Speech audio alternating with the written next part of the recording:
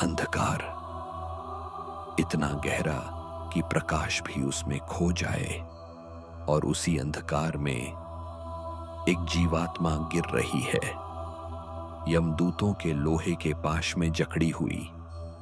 वह जीवात्मा छटपटा रही है, उसकी करुण पुकारें असीम शून्य में विलीन हो रही हैं। न वहां कोई प्रकाश है, न दया की कोई आशा, बस अंधकार जो आत्मा को अपने भीतर निगलता जा रहा है। यमराज के दरबार में निर्णय सुनाया जा चुका है। वह जीव अब अपराधी है, और अब सजा की यात्रा शुरू होती है। चित्रगुप्त की पुस्तक बंद हो चुकी है, कर्मों का लेखा पूर्ण हो गया, अब दया का कोई स्थान नहीं। और उसी क्षण यमदूतों ने उसे जकड़ लिया। न्याय अब चल पड़ा था। गरुड़ पुराण अध्याय 2 नरक की यात्रा अब प्रारंभ होती है।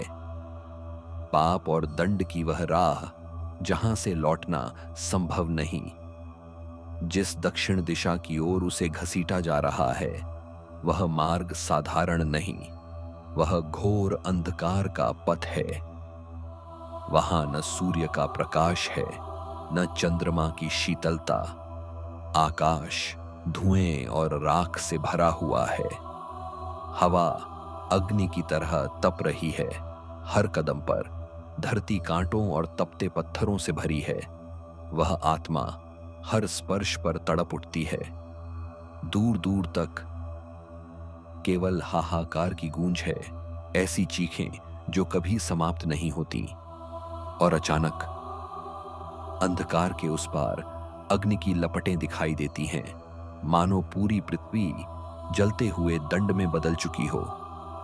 यह है असत्य का क्षेत्र, जहां झूठ बोलने वाले अपने ही शब्दों से दंडित होते हैं। उनकी जीभ लोहे के औजारों से खींची जाती है। हर झूठ अब अग्नि की तरह लौटकर जलाता है। और यह दंड एक बार का नहीं, हर क्षण, हर असत्य की स्मृति उन्हें पुनः भस्म करती रहती है। पर यह तो केवल पहला दंड था। आगे वह नरक आता है, जहां पाप की अग्नि आत्मा को भीतर तक जला देती है, जहां वासना और अधर्म का परिणाम और भी भयानक होता है। यह है वह क्षेत्र जहां तप्त लोहे की मूर्तियां खड़ी हैं और पापी आत्माएं उन्हीं से चिपकाकर दंडित की जाती हैं। जिस वासना ने उन्हें पृथ्वी पर अंधा किया, अब वही अग्नि बनकर उनके अस्तित्व को भस्म कर रही है। यह दंड क्षणिक नहीं, निरंतर है। और यह तो केवल 2 दंड हैं। यमलोक में ऐसे 28 महाभयानक नरक हैं, हर एक पृथ्वी के अलग अलग पापों के लिए। देखिए, यह है कुंभीपाक नरक, विशाल कड़ाहों में खौलता हुआ तेल और उनमें फेंकी जाती पापी आत्माएं। जब उन्हें उस उबलते तेल में डाला जाता है तो उनकी चीखें आकाश को चीर देती हैं, पर मृत्यु यहां उन्हें स्पर्श भी नहीं करती। उनकी त्वचा जलती है, मांस गलता है, पर आत्मा नष्ट नहीं होती, दंड समाप्त नहीं होता, वह पुनः आरंभ हो जाता है। अब आगे है रौरव नरक, जहां रूरू नामक भयानक जीव पापी आत्माओं को जीवित ही नोचते हैं, और यह पीड़ा अनंत है। उनके नाखून और दांत विष से भरे होते हैं। हर वार आत्मा को चीर देता है, पर मृत्यु यहां भी उन्हें मुक्ति नहीं देती। यह दृश्य देखकर गरुड़ का हृदय कांप उठता है। वे विस्मित हैं और भय से भरे हुए। हे प्रभु, क्या इन आत्माओं के लिए कोई मुक्ति नहीं है? क्या दंड ही अंतिम सत्य है? क्या पाप का अंत कभी संभव है? भगवान विष्णु, कुछ क्षण मौन रहते हैं। उनकी दृष्टि गंभीर है, जैसे वे संपूर्ण सृष्टि का भार अपने भीतर देख रहे हों। गरुड़, यह क्रूरता नहीं है, यह न्याय है। जैसे सोना अग्नि में तपकर शुद्ध होता है, वैसे ही आत्मा पाप से मुक्त होती है। पाप केवल कर्म नहीं है, वह चेतना पर लगा हुआ दाग है। जब तक वह दाग जलकर मिटता नहीं, मुक्ति संभव नहीं। गरुड़, ये केवल 3 नरक नहीं हैं। यमलोक में 28 महाभयानक नरक हैं, हर एक अलग पाप के लिए निर्धारित।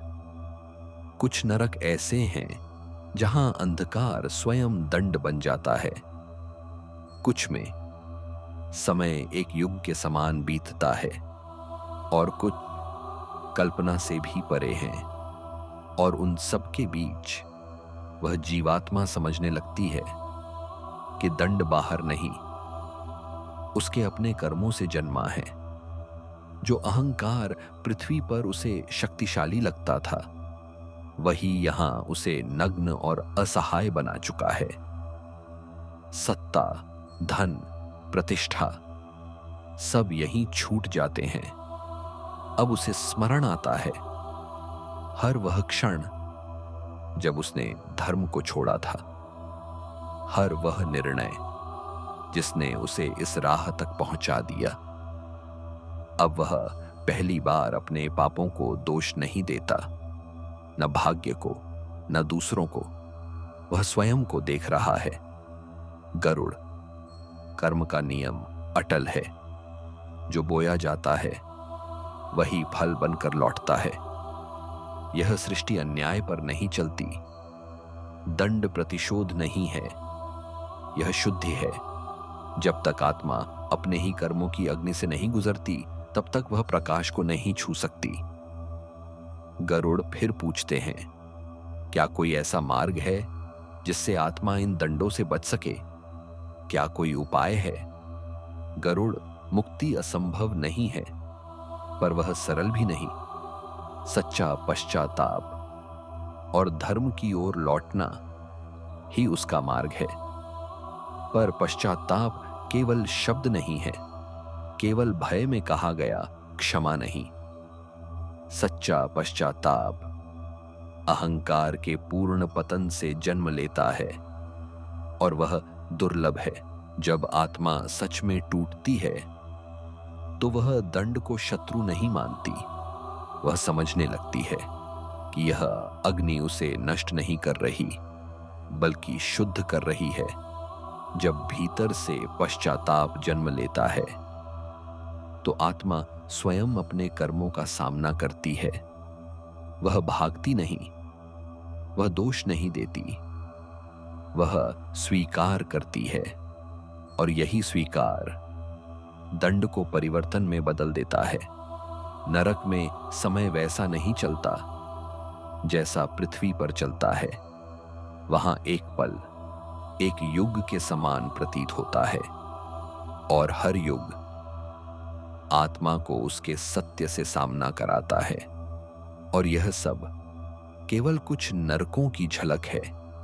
अभी ऐसे क्षेत्र शेष हैं जहां दंड और भी गहन है, जहां पाप की प्रकृति के अनुसार यातना बदल जाती है।